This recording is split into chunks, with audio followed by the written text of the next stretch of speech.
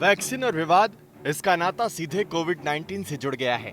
ICMR ने Bharat biotech की corona vaccine को 15 अगस्त तक लॉन्च करने की संभावना जताकर हंगामा खड़ा कर दिया। आखिर क्यों है ये विवाद? ये समझने के लिए हमें जानना होगा कि किसी वैक्सीन को बनाने की प्रक्रिया आखिर क्या है। दरअसल किसी भी दवा को वैक्सीन बनाने से पहले उसे 5 स्टेज से गुजरना होता है। ऐसे में भारत बायोटेक के आईसीएमआर और एनआईवी के साथ जून में कोरोना वैक्सीन कैंडिडेट तैयार करने और 15 अगस्त तक वैक्सीन तैयार करने के दावे पर कैसे यकीन किया जा सकता है?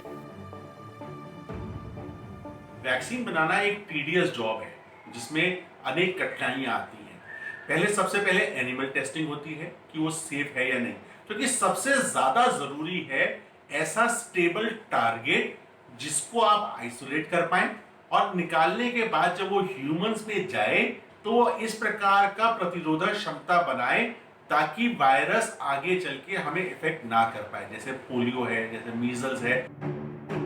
वैक्सीन को तैयार करने में रिसर्च एंड डेवलपमेंट से लेकर डिलीवरी तक की 5 स्टेज में आबादी पर बड़े स्तर पर इस्तेमाल किया जाता है।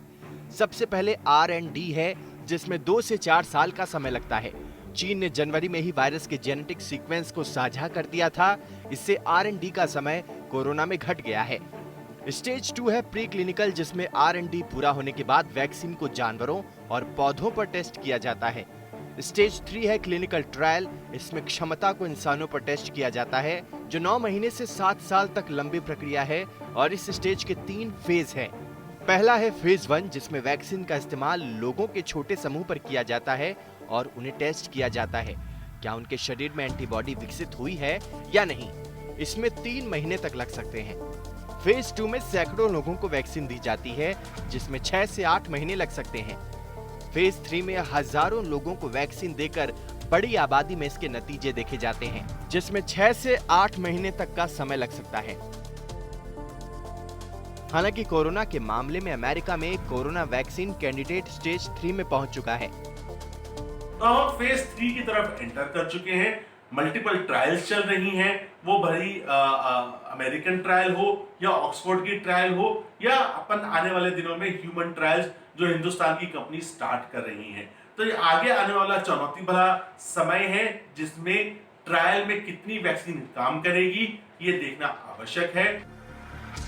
अगर अब कोई वैक्सीन कैंडिडेट 3 स्टेज को पार कर लेता है तो फिर इसे 2 स्टेज से और गुजरना होता है। चौथे स्टेज में इंसानी ट्रायल में कामयाब रहने के बाद वैक्सीन के कैंडिडेट को मैन्युफैक्चरिंग से पहले रेगुलेटरी मंजूरी लेनी होती है। आखिर में आता है स्टेज 5, जिसमें मैन्युफैक्चरिंग और क्वालिटी कंट्रोल के बाद वैक्सीन के निर्माण की प्रक्रिया शुरू की जाती है। इसमें रेगुलेटरी प्रक्रिया में वैसे तो समय लगता है, लेकिन इमरजेंसी जरूरतों में इसे जल्दी मंजूरी मिल जाती है। लेकिन इस बीच एड्स के 30 साल से चल रहे ट्रायल और सबसे कम समय यानी 4 साल में बनी मम्प्स की वैक्सीन की मिसाल को देखते हुए कोरोना की वैक्सीन के कुछ महीनों में आने पर सवाल उठ रहे हैं। अब देखना यही है कि भारत की कोरोना वैक्सीन कैंडिडेट कितनी जल्दी इन सभी स्टेजों को सफलता के साथ पार करके एक वैक्सीन का रूप लेती है।